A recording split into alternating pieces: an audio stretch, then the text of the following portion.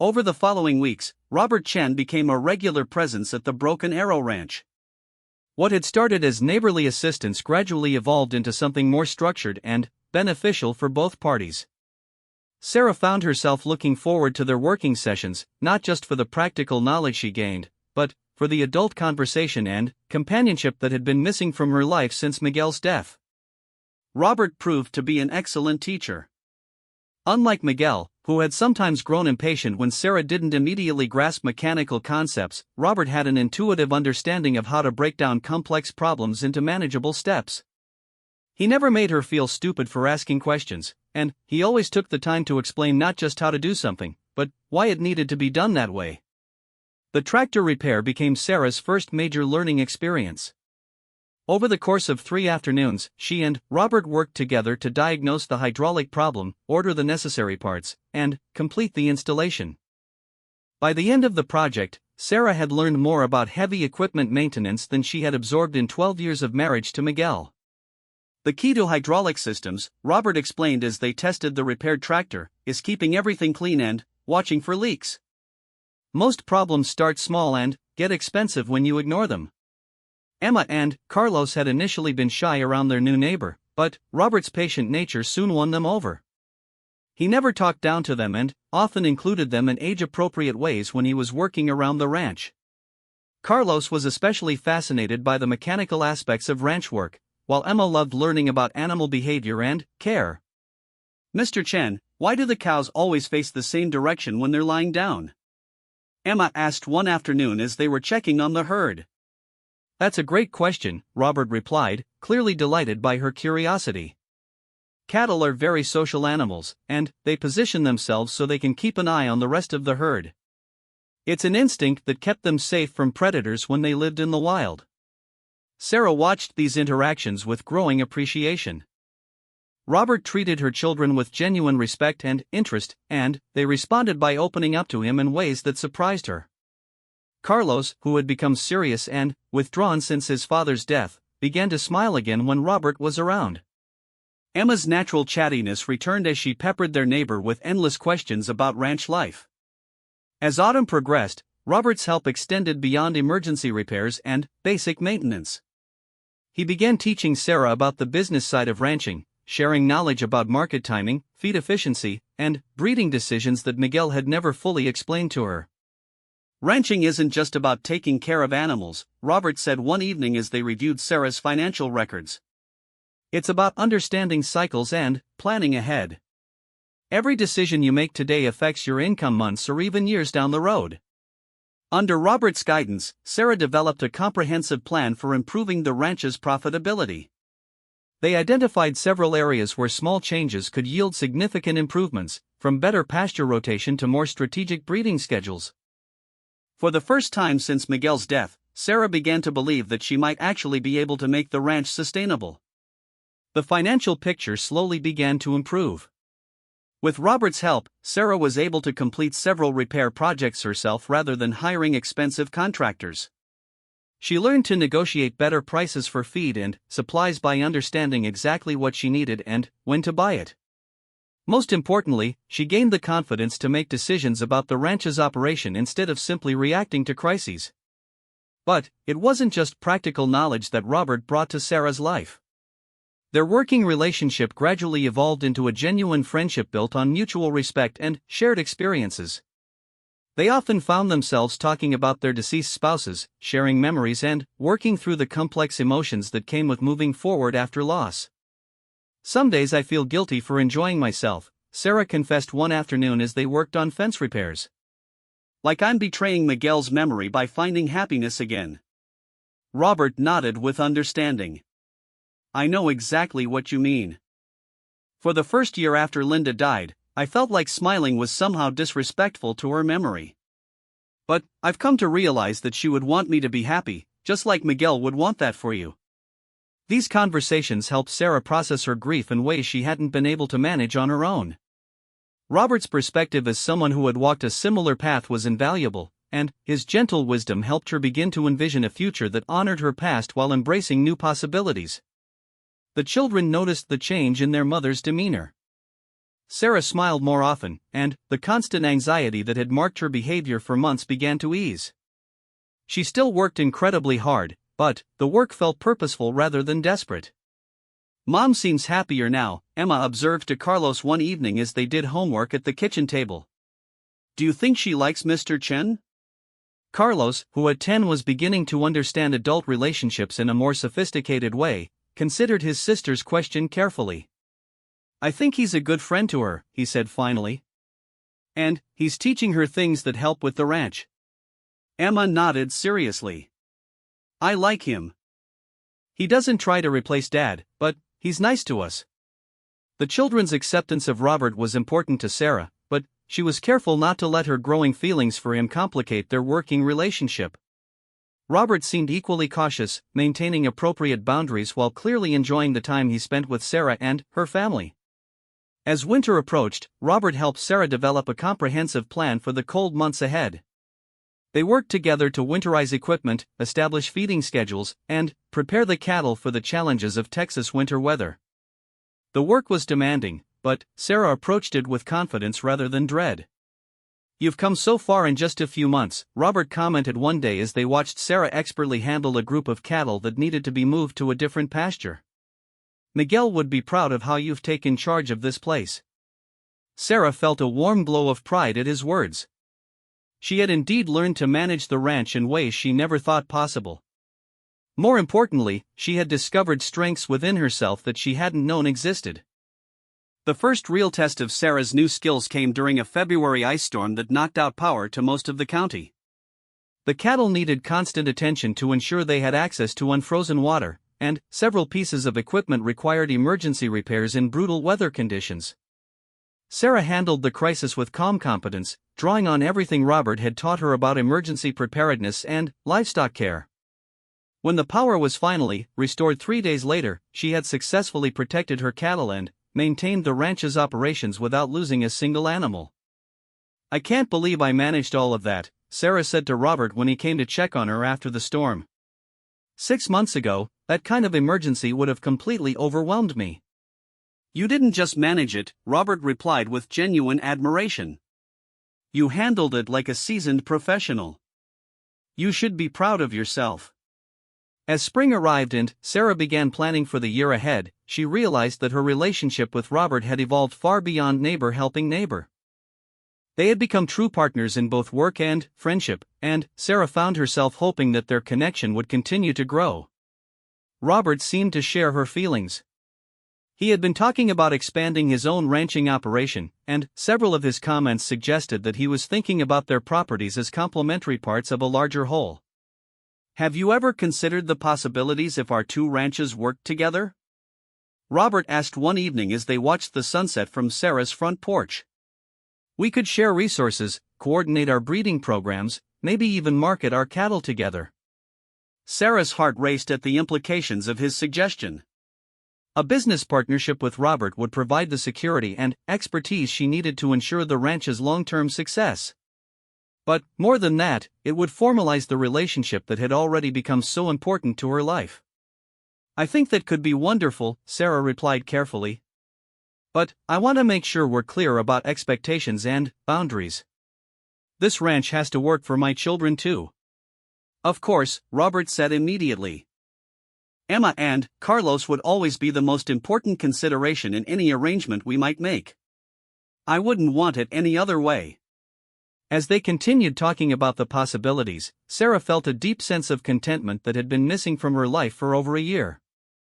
She had not only survived the devastating loss of her husband, but she had emerged stronger and more capable than she had ever imagined possible. The ranch that had once seemed like an impossible burden now felt like a manageable and promising business. Her children were thriving, and she had found in Robert not just a skilled partner, but a man who respected her strength while offering support when she needed it. Looking out across the pasture where her cattle grazed peacefully in the evening light, Sarah knew that Miguel would approve of the life she was building. She had honored his memory by refusing to give up on their dream, and she had found a way to move forward without leaving him behind. "Thank you," she said to Robert, though the simple words couldn't adequately express everything she felt. "For what?" he asked, genuinely curious. For helping me remember that I'm stronger than I thought I was, Sarah replied. And for showing me that accepting help doesn't mean giving up independence. Robert smiled, and, in that moment, Sarah knew that whatever the future held, she would face it with confidence, surrounded by people who believed in her ability to succeed. The desperate widowed rancher who had struggled to lift hay bales just months earlier had become a capable businesswoman and ranch manager, ready to take on whatever challenges lay ahead.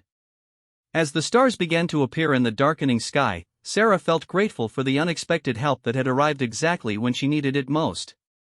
Sometimes, she reflected, the best solutions to life's problems came not from grand gestures or dramatic changes, but from the simple kindness of a good neighbor who was willing to share his knowledge and time with someone in need. Robert Chen proved to be as good as his word. Over the next hour, he and Sarah worked together to carefully guide the wayward cattle back through a gate further down the fence line, avoiding Jim Hawkins' property altogether. Robert's calm approach to handling the animals was a revelation to Sarah. Where she had always felt tense and uncertain around the cattle, Robert moved with quiet confidence that seemed to put both the animals and Sarah at ease. The trick is to position yourself so they want to go where you want them to go, Robert explained as they watched the last steer amble through the gate back onto Sarah's property. Cattle are naturally curious, but they're also creatures of habit. If you work with their instincts instead of against them, everything goes much smoother. As they secured the temporary fence repair, Sarah found herself studying her new neighbor. Robert worked efficiently and seemed to anticipate problems before they occurred.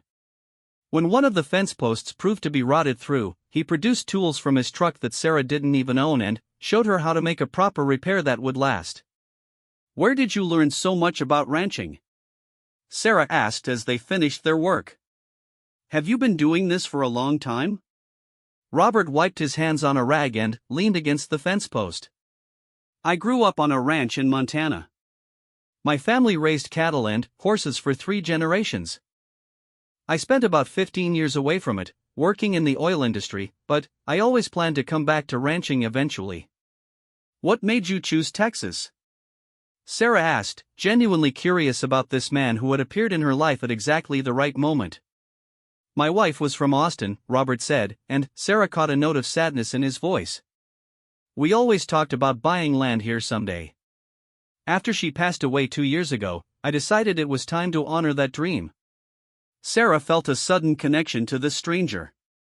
They were both rebuilding their lives after losing their spouses, both trying to create something meaningful from the pieces that remained.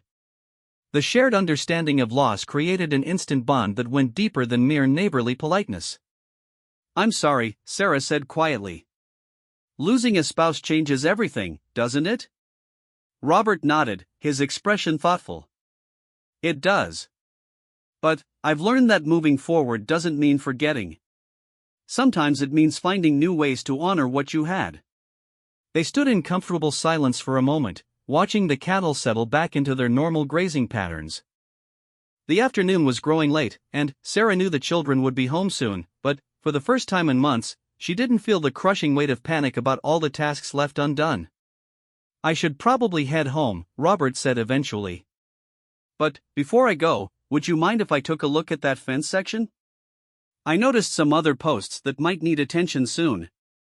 Sarah agreed, and they spent another 20 minutes walking the fence line. Robert pointed out several areas where repairs would be needed in the coming weeks and offered practical suggestions for strengthening the overall structure. His advice was invaluable, but what impressed Sarah most was his respectful approach. He never made her feel stupid for not knowing something or criticized the way Miguel had set things up. When they reached the section of fence near Sarah's house, Robert paused and looked thoughtful. "I hope you don't mind me asking, but are you planning to stay on the ranch? I know it must be incredibly difficult to manage everything on your own."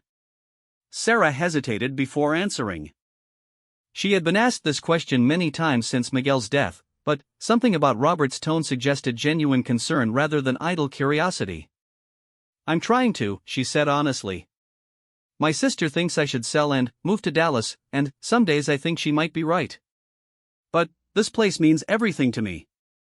Miguel and I built our life here, and our children have never known any other home." "It's a beautiful property," Robert said, looking across the rolling pasture toward Sarah's house. And, from what I can see, you and your husband did excellent work building it up. It would be a shame to let it go if there's any way to make it work. The problem is that I don't know enough, Sarah admitted. Miguel handled so much of the technical side of things. I can do the basic daily care, but when something goes wrong, I feel completely lost. Robert was quiet for a moment, and Sarah wondered if she had shared too much with someone she barely knew. But, when he spoke, his words were carefully chosen and respectful. Would you be interested in some help learning the things you need to know? I don't have any livestock yet, and I'm still getting my own place set up. I'd be happy to share what I know about cattle ranching in exchange for getting to know the area better. Sarah felt her heart skip with a mixture of hope and caution. The offer was exactly what she needed, but she had learned to be wary of arrangements that seemed too good to be true. That's incredibly generous, she said slowly, but I couldn't ask you to donate your time like that. You must have plenty of your own work to do. Actually, I don't, Robert said with a slight smile. I'm still in the planning stages of my operation. I won't be buying cattle for another 6 months, and most of my renovation work on the Patterson place is being done by contractors. I've got time on my hands, and I'd enjoy the opportunity to stay sharp with cattle work. Before Sarah could respond, they heard the sound of the school bus approaching. Emma and Carlos would be home any minute, and Sarah felt the familiar surge of anxiety about how to balance being a mother with the endless demands of the ranch. Why don't you think about it? Robert suggested, apparently sensing her uncertainty. I'll be around if you decide you'd like some help. In the meantime, here's my number in case you run into any emergencies. He handed her a piece of paper with his phone number written in neat handwriting. Sarah tucked it into her pocket, already knowing that she would probably need to call him sooner rather than later. The school bus pulled up to the house just as Robert was getting back into his truck. Emma and Carlos climbed off the bus, their backpacks slung over their shoulders and their faces showing the mixture of exhaustion and energy that came with the end of a school day. Mom, who was that man? Carlos asked as Robert's truck disappeared down the road. That's Mr. Chen, our new neighbor, Sarah explained. He bought the old Patterson place, and he helped me get some cattle back today. Emma looked interested. Is he nice? Does he have any kids? He seems very nice, Sarah said, ushering her children toward the house. And, no, he doesn't have any children. He lives by himself. As they walked to the house, Sarah's mind was already racing with questions and possibilities. Robert's offer was tempting, but accepting help from a neighbor was complicated. She didn't want to become dependent on someone else's generosity, and she worried about what expectations might come with such an arrangement. That evening, after the children had finished their homework and gone to bed, Sarah sat at the kitchen table with the ranch's financial records spread out in front of her. The numbers told a stark story. Even with careful budgeting and the money from selling Miguel's equipment, she had maybe 3 months before the bank would start foreclosure proceedings. The ranch needed significant investments to remain profitable. Several pieces of equipment were on the verge of breaking down, the barn roof needed repairs, and the cattle would need supplemental feeding through the winter months. Sarah's savings were nearly gone, and her income from the cattle sales wouldn't be enough to cover all the expenses. She picked up the piece of paper with Robert's phone number and stared at it thoughtfully. Pride had always been one of her strongest traits, but pride wouldn't pay the mortgage or keep the cattle fed. If Robert was genuinely willing to help her learn what she needed to know to run the ranch effectively, it might be her only chance to make things work. The next morning brought another crisis. Sarah discovered that the water pump for the main cattle tank had failed during the night. Without water, the cattle couldn't stay in the south pasture, but moving them back to the north pasture would mean undoing all the rotational grazing work she and Robert had accomplished the day before. After spending an hour trying to diagnose the problem with the pump, Sarah admitted defeat. She had watched Miguel work on similar problems dozens of times, but she had never paid close enough attention to understand the mechanical details. The repair would require knowledge and tools that she simply didn't possess. With a mixture of embarrassment and desperation, Sarah pulled out Robert's phone number and dialed. He answered on the second ring, his voice warm and professional. "Robert, this is Sarah Martinez," she said. I'm sorry to bother you, but I'm having a problem with my water pump, and I'm not sure what to do." "No bother at all," Robert replied immediately. "What's happening with it?" Sarah described the symptoms as best she could, feeling foolish for not understanding the technical terms that Miguel would have used effortlessly. But Robert listened patiently and asked clarifying questions that helped him understand the situation. "It sounds like it might be a problem with the pressure switch or possibly a clogged intake," he said. "Would you like me to come take a look? I've got some experience with water systems." "If you wouldn't mind," Sarah said, relief flooding through her voice. "I know you must be busy, but I'm really stuck here." "I'll be right over," Robert said. "Give me about 20 minutes." True to his word, Robert arrived with a toolbox and a friendly smile. He introduced himself to Emma and Carlos, who had been watching their mother's morning struggle with wide eyes. The children were naturally curious about their new neighbor, and Robert was patient with their questions while he worked. "The good news is that it's not a major repair," Robert announced after examining the pump system. "You've got a clogged intake screen and a pressure switch that needs adjustment. Nothing that can't be fixed in about an hour." As Robert worked, he explained each step of the process to Sarah. Unlike Miguel, who had often worked alone and explained things after the fact, Robert included her in every decision and made sure she understood why each step was necessary. "The key to maintaining these systems," Robert said as he cleaned the intake screen, "is regular inspection. If you check this screen once a month and clean it when needed, you'll prevent most of the serious problems." Sarah watched carefully and asked questions when she didn't understand something. For the first time since Miguel's death, she felt like she was actually learning instead of just trying to survive from one crisis to the next. When the repair was finished, the pump started immediately and water began flowing into the cattle tank. The sound of running water had never been so beautiful to Sarah's ears. "Thank you so much," Sarah said as Robert packed up his tools. "I don't know what I would have done if you hadn't been able to help." "You would have figured it out eventually," Robert said with a smile. "You're tougher than you think you are. But sometimes it helps to have someone show you the ropes." As Robert prepared to leave, Carlos approached him shyly.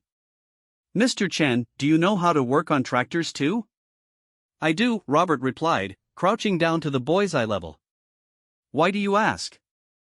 "Our tractor has been making a funny noise," Carlos said, looking toward the barn where Miguel's old John Deere sat and used.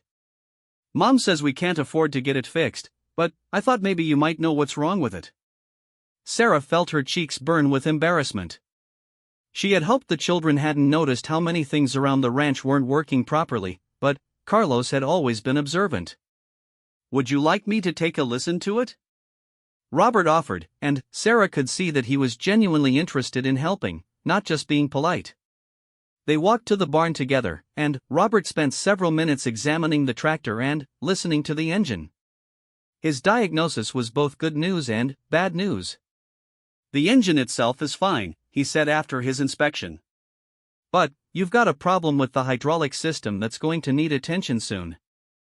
It's not an emergency, but if you let it go too long, it could turn into an expensive repair." Sarah's heart sank. Another repair bill was the last thing she could afford right now. "How much do you think it would cost to fix?" she asked, dreading the answer.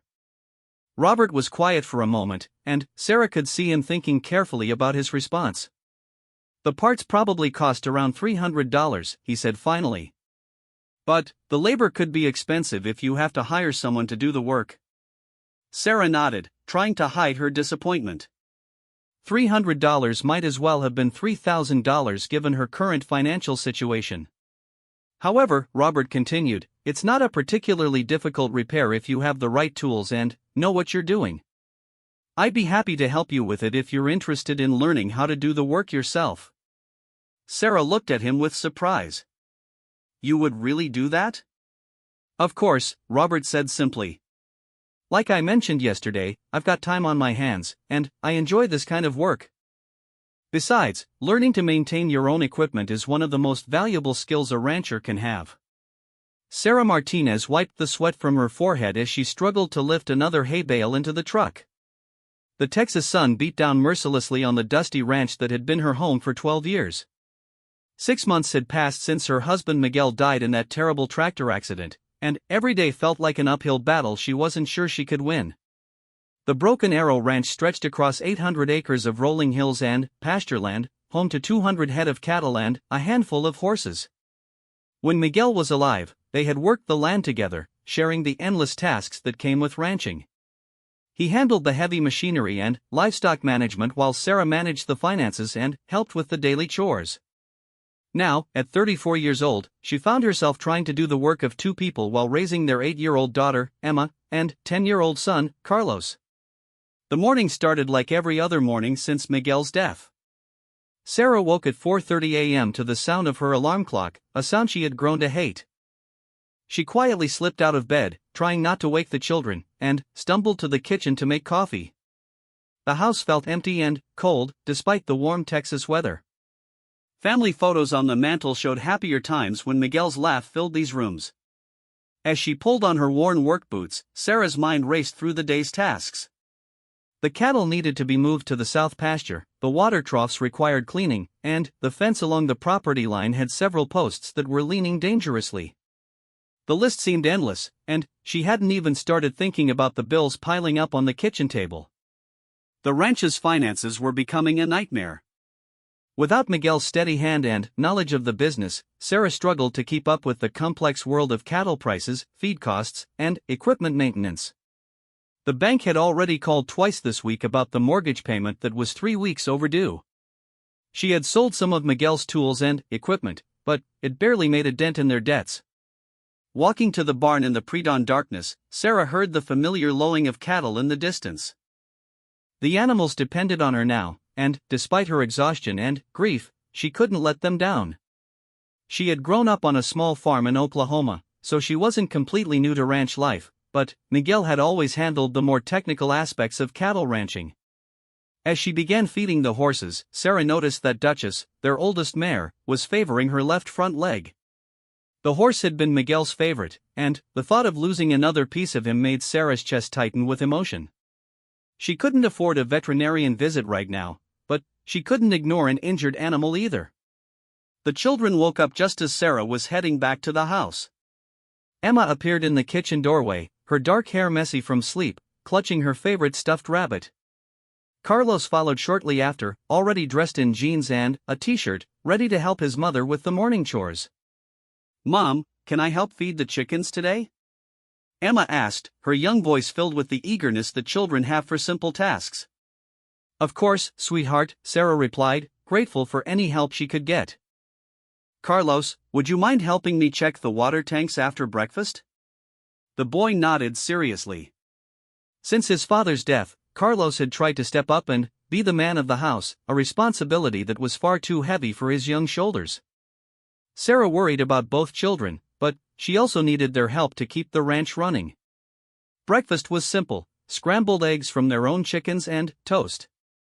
As they ate, Sarah tried to maintain a positive atmosphere, asking about school and listening to Emma's excited chatter about her upcoming school play. But her mind kept drifting to the mountain of problems waiting for her outside. After the children caught the school bus, Sarah returned to her endless list of chores. She spent the morning repairing a section of fence that the cattle had knocked down during the night. The work was backbreaking, and, by noon, her hands were covered in cuts from the barbed wire. Miguel had always made this kind of work look easy, but Sarah found herself struggling with tasks that should have been routine. The afternoon brought a new crisis. While checking on the cattle in the north pasture, Sarah discovered that several head were missing. A section of the fence line that bordered the neighboring property had been damaged, and the cattle had wandered onto the adjacent land. This was exactly the kind of problem that could escalate quickly if not handled properly. Sarah's neighbor to the north was Jim Hawkins, a man she and Miguel had never gotten along with particularly well. Jim ran a much larger operation and had always seemed to look down on their smaller ranch. The thought of having to ask him for help in retrieving her cattle made Sarah's stomach knot with anxiety. She climbed back into her pickup truck and drove toward the property line, hoping to spot her missing cattle before having to knock on Jim's door. The afternoon sun was brutal, and, without Miguel's help, every problem seemed 10 times more difficult to solve. As she drove along the fence line, Sarah's mind wandered to the conversation she had had with her sister the week before. Lisa lived in Dallas and worked for a marketing company. She had been encouraging Sarah to sell the ranch and move to the city, where she could find a regular job and the children could have better opportunities. "Sarah, you're killing yourself out there," Lisa had said during their phone call. "Miguel's gone, and you can't bring him back by destroying your health trying to run that ranch alone. There are good schools here in Dallas, and I could help you find an apartment." The suggestion made sense from a practical standpoint, but the ranch wasn't just a business to Sarah. It was the life she and Miguel had built together, the place where their children had taken their first steps and learned to ride horses. It was filled with memories that she wasn't ready to leave behind. But, as she surveyed the damaged fence and thought about her missing cattle, Sarah wondered if she was being foolish to hold on. The ranch required a level of physical strength and technical knowledge that she wasn't sure she possessed. Every day brought new challenges that Miguel would have handled with ease. The sound of cattle in the distance interrupted her thoughts. She could see them now, about a dozen head grazing peacefully in Jim Hawkins' pasture, completely oblivious to the trouble they were causing. Sarah parked her truck and walked to the fence line, trying to figure out how to get them back without creating a bigger problem. As she stood there in the afternoon heat, feeling overwhelmed and alone, Sarah heard the sound of another truck approaching. She turned to see a vehicle she didn't recognize, an older Ford pickup that looked well-maintained despite its age. The truck stopped near where she was standing, and the driver stepped out. The man was tall and lean, probably in his early 40s, with sun-weathered skin and kind eyes. He wore a simple white t-shirt and jeans, and his boots were scuffed from years of ranch work. Sarah didn't recognize him, but something about his calm demeanor immediately put her at ease. "Excuse me, ma'am," the stranger said, tipping his hat politely. "I couldn't help but notice you looking at those cattle over there. Are they yours?" Sarah felt heat rise to her cheeks, embarrassed to be caught in this situation by someone she didn't even know. "Yes, they are. I'm Sarah Martinez from the Broken Arrow Ranch. I'm afraid they got through a break in our fence line." The man nodded understandingly. "I'm Robert Chen. I just bought the old Patterson place about a mile south of here. I was driving by and saw you standing here, and I thought you might need some help." Sarah looked at him with surprise. She had heard that old Mr. Patterson had finally sold his land before moving to live with his daughter in Austin, but she hadn't met the new owner yet. The Patterson ranch had been abandoned for over a year, and she had wondered what would happen to the property. "That's very kind of you to offer," Sarah said, though her pride made her hesitant to accept help from a complete stranger. "I was just trying to figure out the best way to get them back without bothering my neighbor." Robert glanced toward Jim Hawkins' house in the distance and seemed to understand the situation immediately. "Jim can be a bit difficult to deal with," he said diplomatically. "Would you like some help getting those cattle back to your property? I've got some experience with livestock." Sarah studied Robert's face, trying to gauge his intentions. In her experience, neighbors in rural Texas were generally willing to help each other, but she had learned to be cautious since Miguel's death. Too many people had offered help that came with strings attached or expectations she couldn't meet. "I don't want to impose," Sarah said carefully. "I'm sure you have your own work to do." "Actually, I was just driving around getting familiar with the area," Robert replied with a smile. "I'm still settling in, and I don't have any livestock of my own yet. It would be my pleasure to help a neighbor." Something in his tone convinced Sarah that his offer was genuine. She was tired, frustrated, and running out of options. The children would be home from school in a few hours, and she still had a dozen other tasks to complete before dark. "All right," she said finally. "I would appreciate the help. But I should warn you that I'm still learning a lot of this myself. My husband used to handle the cattle management."